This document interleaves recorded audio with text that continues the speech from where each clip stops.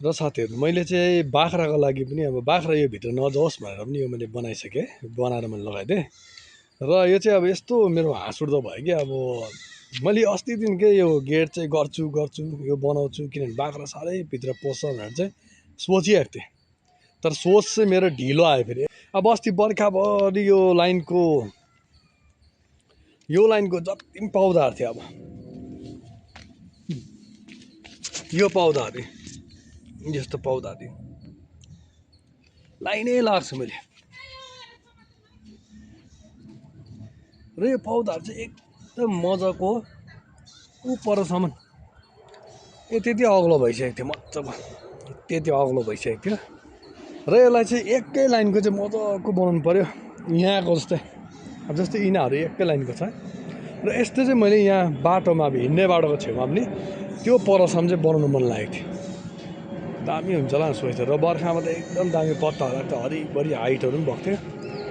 र अलिकति मैले ढिलो गर्दाखेरि चाहिँ बाख्राले चाहिँ सुबह टुप्पो डल्लै खाइदिएर अब यो आउनु कति लाग्छ अब त्यहाँ यस्तो त बनाएको छ कोही चाहिँ मर्नु आँटेको जस्तो बनाएको छ माथि पत्ताहरू खाएर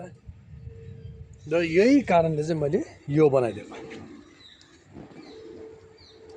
यो गेट पनि फेरि खोल्ने बन्द गर्ने त्यस्तो सिस्टम छैन हल्का छ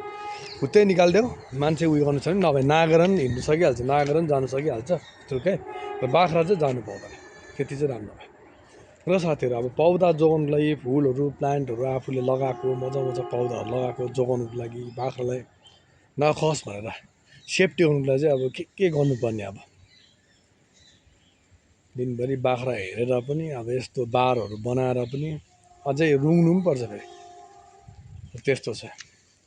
र साथीहरू आजको त दुःख सुख मैले यो बन्द गरिदिएको छु अब त यहाँ त बच्चाहरू पस्ने कुरा होइन खाने कुरामा होइन अब चाहिँ जति मेरो त्यो लाइनको छ त्यो लाइनको चाहिँ यस्तै जस्तो यो अहिले मजाले लाइन भएको छ त्यस्तै यो हिँड्ने बाटोको त्यहाँ पनि मजाको लाइन बनाउँछु अब र साथीहरू आजको भिडियो चाहिँ यति नै हो र नेक्स्ट भिडियोमा तपाईँहरूसँग भेटौँला।